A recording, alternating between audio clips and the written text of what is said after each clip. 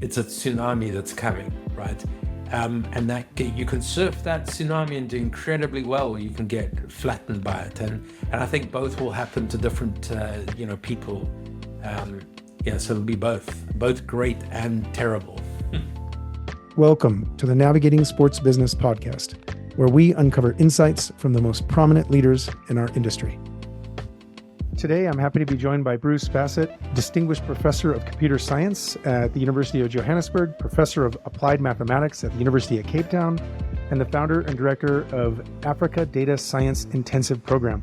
Bruce is the founder of Grai Labs, an AI consulting company founded in 2014, and he's a globally recognized figure in cosmology, astrophysics, and artificial intelligence, deeply rooted in South African academia and innovation. So you get the picture. He's a polymath and he's the real deal. And I'm proud to say that he's a friend. So this is rare on Navigating Sports Business, where our guest doesn't operate exclusively within the sports industry. But of course, artificial intelligence spans industries, and Bruce is one of the world's leading AI researchers. So thank you, Bruce, for joining us today and trying to help educate us on what's going on in AI. Thanks so much, AJ. Great to be here. Yeah, I really am grateful, especially, I know with time zones and stuff, it's tough to join us from the other side of the world. So I'll just jump right in. If you think of the sports industry specifically, what is one question about AI that every one of our listeners should be able to answer for their organization? Great question. I think one question would be, everyone will have a sense of what AI is or isn't. People have an opinion. One question is, what if I'm wrong? What are the potential downsides? What are the opportunities I'm missing? What is the cost of being wrong? I think that's a really nice question that everyone can ask, whether you're an expert or a beginner. Okay, interesting. So, what is the most common way you think these people might be wrong when it comes to AI? Maybe overestimating it, underestimating? Where do you think they're most likely to be wrong? It's really hard to have a balanced opinion because, the world of social media is driven to the extremes, right? There's the naysayers, it's just hype, it's all rubbish, it's just a stochastic parrot, it's just a new version of Word. And on the other hand, you have people saying, oh, AI is going to destroy the world. And so it's really hard to have a really nuanced idea of what's really going on. So either people will tend to be very negative. It's not a big deal. And then they're probably missing the transformation that's coming, the tsunami that's coming. Or there's a Pollyanna kind of approach of, oh, it'll solve everything. And then they'll be like, well, what can I do? So those are the two common, I would say, kind of end extremes that people tend to take, and the kind of consequences that they have, yeah. Well, where's the reality, or what does Bruce Bassett think the reality is? Like, if you read the news and, or even just look at the stock market, it is priced in pretty incredible efficiency gains from AI, which would mean massive labor displacement, which would mean, significant unemployment. I personally worry about young people, if you're in your 20s, and you haven't developed a reputation or a skill, how exactly, what I mean, are you valuable to a corporation? So I know, for someone who's not an expert in AI and they're a sports business professional and they're sitting there sort of saying, okay, what's going on here? Like if you're willing to even predict a little bit, how serious will those efficiency gains be? How serious will that labor displacement be? Are there some real threats here? Are you one of these doomsday AI, forecasters? Definitely. Definitely great question. I like to try and look back at history. So imagine we went back to 1980, before the PC revolution. In those days, what was running a sports business like in the 1970s, right? And then someone tells you, hey, there's this desktop PC revolution coming. It would have been very similar. There would have been people saying, no, it's not really going to have a big impact.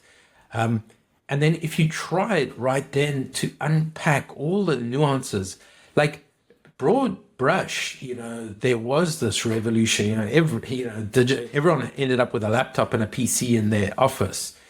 My father was a journalist in the old days, when they would mark out newspapers by hand and cut and paste and typewriters.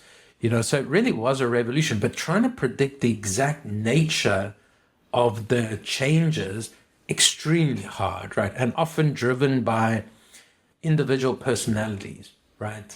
Who just, Bill Gates comes along and drives, and then Steve Jobs, in a different universe where you didn't have Bill Gates and you didn't have Steve Jobs, you would have had more or less the same revolution, but it would have probably end up looking quite different. And I think it's the same, but maybe on steroids for AI. The specific way things unfold will be driven a lot by personalities. You've got Elon Musk, and you've got Sam Altman, and you got Google, and so the specifics will be driven by stuff that's actually really hard to predict. But I do think it's a tsunami that's coming, right?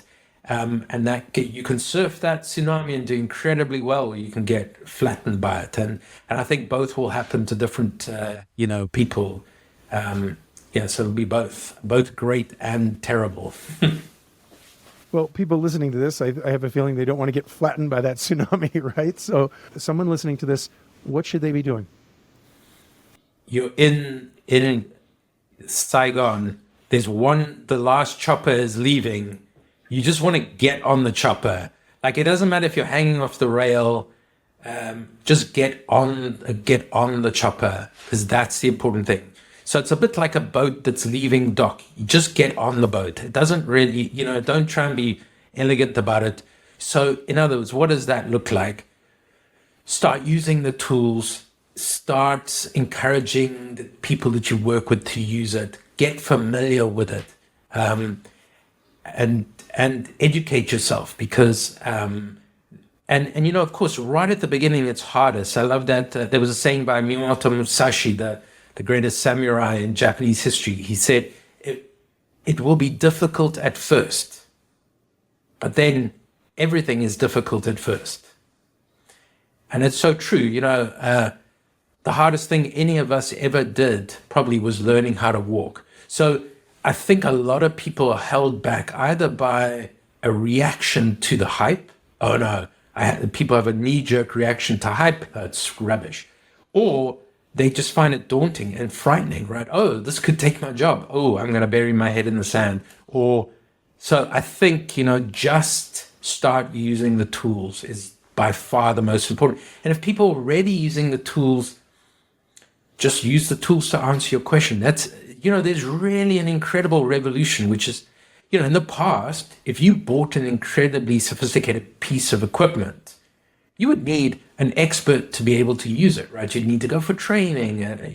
This is the first tool that will meet you where you are, exactly where you are, and take you where you want to go. So it's a chauffeur service, right? That will come to your door, pick you up, and you just tell it where you want to go. So, you might use ChatGPT or Gemini or any of these tools and go, I know nothing about AI.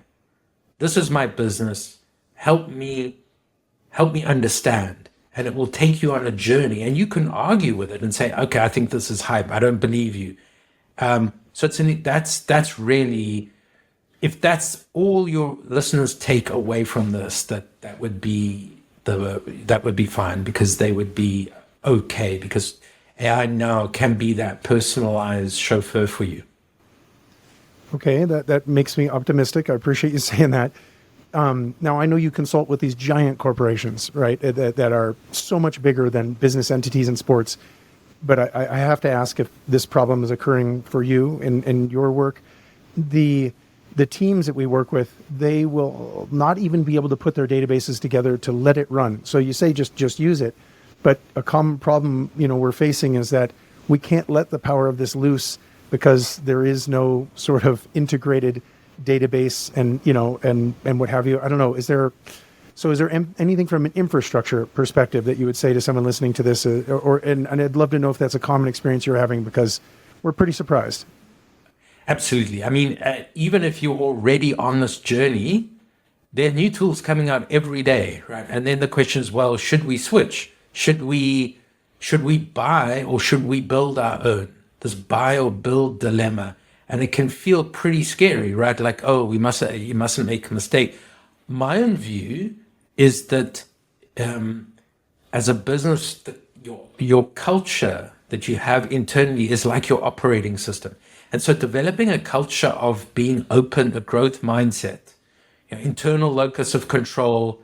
We're going to screw up. We're going to make mistakes, but that's okay. We're going to try stuff and we're going to get on the chopper. Just get on the chopper. Yeah, it's going to be, if you're on the rail, it's going to be a really uncomfortable ride, right? You're going to be bouncing around, hanging on for dear life as you fly off, but you're on the chopper. And that process of making mistakes is actually scientific, right? So I think if you think about what science is, it's often about wandering around in the dark, right? So many of the breakthroughs we celebrate in science are like, guy or woman tried something and got a surprising result, and they went, wow, what? Weird? That's really odd, right? And I think it's the same with business with this. It's got to just get in there, try, make mistakes. So that's easy to say, but it's got to be a culture where it's okay to make mistakes, but then it's got to be mission critical to fix them quickly and adapt. And so, of course, you raise questions of like, okay, now reality, we've got all this data stored in bloody spreadsheets, right? We've got 1,000 spreadsheets, Excel spreadsheets. What on earth do? We don't have a database. So again, it's a painful journey. It's a bit like going from walking to running. You can speed up how fast you walk until there's a certain point and you have to change gears. And that's a fundamental phase shift. But again, AI can help you with that. Hey, we've got 1,000 spreadsheets. What should we do? Give me a strategy. What are the strengths and weaknesses of this strategy? Going cloud native, of course, getting stuff onto the cloud. But there are now, of course, businesses out there who understand there's going to be thousands of businesses wanting to make this change, and they're business models to help make that easier. Don't go and sign a 10-year contract with them. Sign a 6-month contract with them, learn from them, figure out what you like, what you don't like. So it's a journey. Okay, well, you've made me a little nervous just because, well, Navigate is a tech agnostic consulting firm, and our head of innovation is, what we say to our friends and clients is that he's the wacko that takes every trial, every demo. So it was an enormous amount that we trialed over the last few years. Actually went into beta tests or actual trials with about 60. There's a couple dozen that every day tools we're using every day. And you talk about that sort of that pain. I appreciate the growth mindset that you have. I hope that I do too, but our industry doesn't tend to be that way. And maybe I'm wrong here, but we tend to be understaffed. There isn't budget. There isn't sort of room for that error, you know what I mean? And being innovative and celebrating that mistake and learning from it. So just, and thinking about that, I don't know, what advice would you give as I describe the sports industry where there isn't a lot of extra budget or time or appetite for mistakes? And I guess, have you seen people wasting money out there? Where maybe you could help our listeners avoid the giant potholes. Yeah, I mean, I think an analogy is if you're living in the third world, you're a subsistence farmer, there's a drought, you're desperate, you have to get food every day, and then someone comes to you and says, oh, well, climate change is coming. You actually need to, you shouldn't stay here. You need to go somewhere and find more fertile ground, right? I mean, it's a terrifying prospect, right? Because you have to take a risk, leave the little arable land you have that's not delivering very much, and someone's trying to convince you to go to go on a trek, it's kind of pioneering stuff. So, it is very frightening for a lot of businesses, I think. And there genuinely isn't an obvious thing, especially when, if you think about that kind of infrastructure, you say, okay, we're going to go on the cloud. Everything is going to be cloud native. we are going to build our own system. Because you mentioned 60 products, and of course everyone's using all the usual suites where AI is sort of bolted on. But if you think about where things are probably going, is real hybrid teams of AI and humans working together. So if you have a hybrid team where some of your effectively employees are AI, they have to be deeply rooted. It can't be fairly superficial, like, oh, we switched to Slack, or we switched to, whatever. We switch from ChatGPT to Claude. It's got to be a deeper kind of architectural change. So those are difficult decisions to make. And, the truth is, and it kind of goes back to your point about, the market is pricing in that this is going to be really big. The thing is, with the internet, we understood the internet really well. And it was just the ideas were very clear. And it was just about, how big is it going to get, and how fast is bandwidth going to improve? With AI, there's this extra thing, which is, how fast is it going to improve in the next 5 years? I mean, if all progress in AI stopped tomorrow, it would still take 5 to 10 years for what we've got now to kind of diffuse through the market and to into the product lines, etc. Right? So, the analogy I give is, imagine that doctors find that having a jacuzzi in your bedroom extends your life by 20 years. Or a sauna, maybe that's actually a real thing. But you got to have it in your bedroom. What would happen? Well, everyone would start trying to retrofit jacuzzis and saunas into their bedrooms, right? But they wouldn't have the plumbing for it. They wouldn't have the structural integrity of the floors. So they'd start, putting a little jacuzzi out of the bedroom window, and you have to climb through the window to get in. That's what a lot of AI systems are now. It's this retrofitted, poorly designed, clunky systems. But what you would have is people thinking, actually, wait, we need to build houses from scratch with a jacuzzi and a sauna in the bedroom. And then you would see these kind of jacuzzi native houses being built, which really solve the plumbing problems, and it's all elegant and that takes 10 years to roll out. So we're definitely seeing people trying to crack that nut. But what makes AI particularly profound is this thing is that we're still on this exponential improvement curve. I've seen people claim that AI's intelligence doubles every 6 months. So, let's take that as a role model. Next year it's 4 times smarter than it is now, and the year after it's 4 times smarter. And so within, let's say, 10 years, you've got 20 doublings, which means it's 1 million times smarter than it is now. Now, of course, that's assuming that it keeps on the exponential. So, one way to frame this is, when does the wave break? When does this exponential growth stop? And nobody knows. Yeah. What does that mean? I hate to make it such a practical, simple question. I'm almost embarrassed to ask it, but let's say I'm 25 years old. I'm very early in my career in sports business. What does this mean for me? I mean, I'm pretty nervous. I just had our sort of introductory call for our, this season of interns at Navigate, and yeah, I'm trying to sound the alarm bell, even though I'm pretty ignorant on the subject. Right? What does this mean for a 25-year-old professional right now today?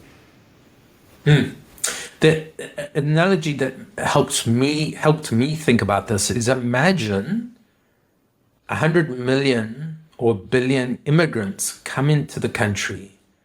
They all have PhDs. They all are absolutely brilliant, and they're all willing to work for $1 an hour. You can't compete, right? It's just, unless, but so you lose your job, and then you think, but wait a minute, I can also hire them because there's so many of them. Hey, I'll just hire 10 of them to work for me. So I think that's the future, is we all are going to become managers of AI systems. And so learning to manage and work efficiently. And we all know, there's stories abound of the toxic genius who's just really hard to work with. And they often struggle, right? And so having the people skills to work well in teams is really important. But now we're going to have the same, but with AI colleagues. You've got to be good at working and getting the best out of AI. And the analogy is, imagine the days before bicycles. People used to have athletics races, right? You'd have track and field, and then somebody invents a bicycle, and suddenly they start using a bike during the race. And at the beginning, all they do is do a small amount of work to win the race, and they win by 1 second. But they're basically not doing very much because, hey, the bike makes it easy. And then other people are like, wow, I'm going to start using a bike. And suddenly it's a race. Now everyone's got a bike, and suddenly you can't go slowly. It's about how well can you use your bike. So it's about the integration with the bike. And you think now there's bike races and all of the technology that's developed around that. If you put me on a bike, I'm not going to win a race, right? Because it's about being great on a bike. So I think that's what will happen, is that competition will level up and everyone will be using their AIs to accelerate what they do, and it will have its own skill set. Yeah. So, tell me the problem with sitting back and just letting all the leading tools integrate AI, and that amplifies my productivity and my Absolutely. performance. And sometimes that is the right decision, right? Is it just wait? I mean, web does, the web is maybe a good analogy. In the early days, my first ever company was, as a youngster, it was a web design company. And, we used to code HTML by hand. And there was no actual need to get involved at that stage. You could wait and use a web editor. Now WordPress comes along, makes it easy. And that was great. So sometimes that really is the best thing to do. Let other people, the old saying, the person who beats the water drives the fish into other people's nets. Sometimes being first to market is the wrong. If the timing is wrong, I think that, I can't remember who said it. Someone said being early is the same as being wrong. So one can spend a lot of time building stuff from scratch that just gets blown away. And so it is a subtle thing. There's real judgment, there's risk. So I think, maybe it's a bit like, trying to make decisions during COVID. There's a downside. If I'm right and if I'm wrong about the two approaches, and then, you weigh it up and you make a call, I think, if the entire industry refused to use AI tools, then, there's no problem, right? But I guess the problem is if your competitors adopt quicker than you, or if someone else realizes they can be a new entrant into the business. I think advertising in Google was a classic example, right?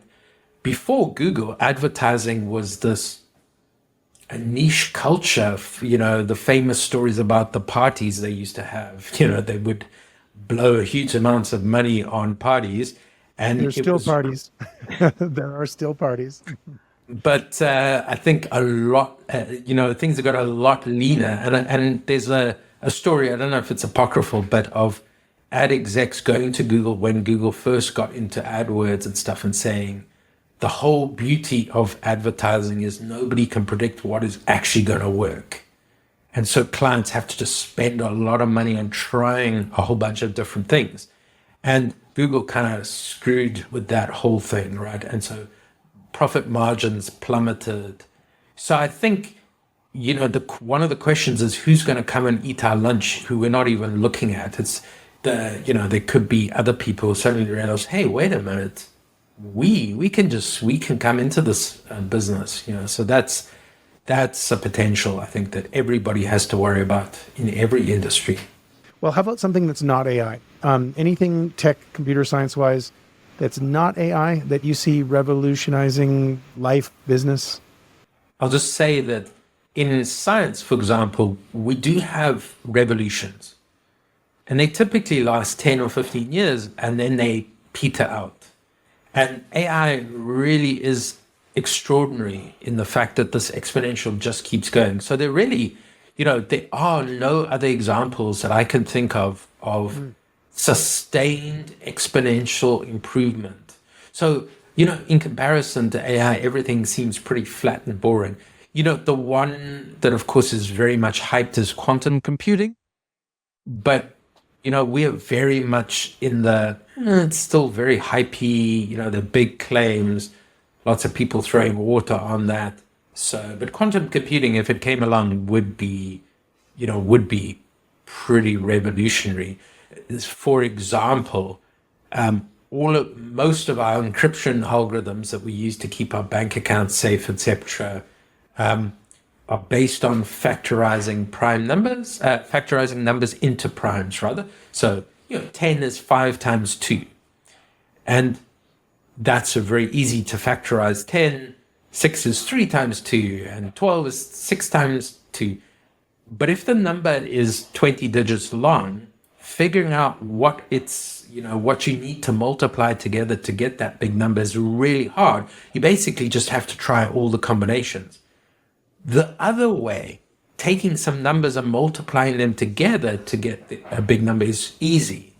So what we have is a task that's very easy the one way and incredibly difficult the other way, and that makes a good encryption algorithm. But quantum computing can factorize numbers very quick. So when we get a quantum computer, none of the standard algorithms will be safe. People will be able to hack your accounts or hack anything very easily. But that's okay. We've developed algorithms that quantum computers can't hack. But people realize is all the data that's being sent over the internet now using the old algorithms, they can steal that data. They can't crack it now, but they can steal it. And then when a quantum computer comes along, they'll be able to decode it. And if that's for example, your genetic code or the secret that you have, that is about you, that's not going to change. And suddenly all of that information will be known to people who are collecting data. So I think that would be pretty sensitive. Yeah. Well, that's a real pick me up. Thanks, Bruce. I'm the good news guy. Yeah. Yeah. Can that wait until I'm dead and gone, please? That would be helpful. Okay. Well, quantum, that's scary. Okay. All right. We're going to wrap up with some just rapid fire questions, right? Just succinct, immediately what comes to mind for you. What is a common AI myth that makes you roll your eyes?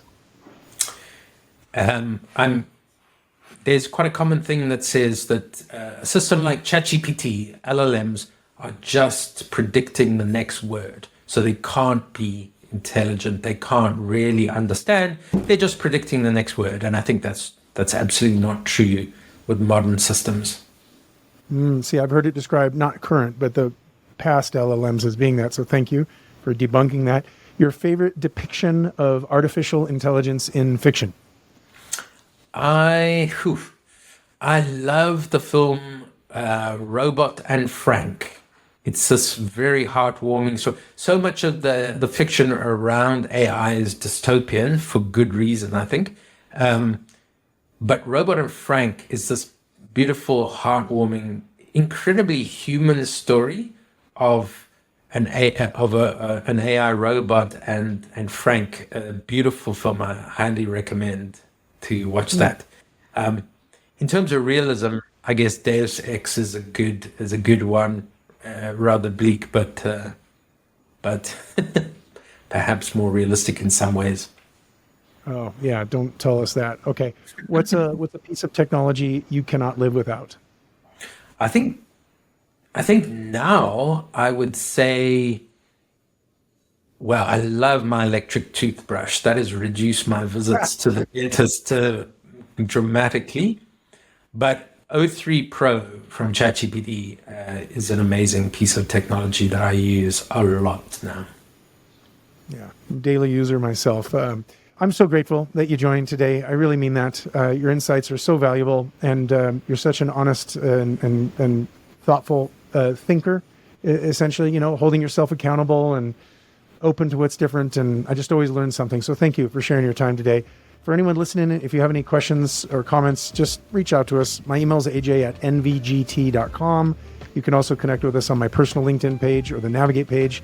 And again, this is AJ Maestas with Navigate, joined by Bruce Bassett. Thank you for joining us on Navigating Sports Business. Thanks, AJ.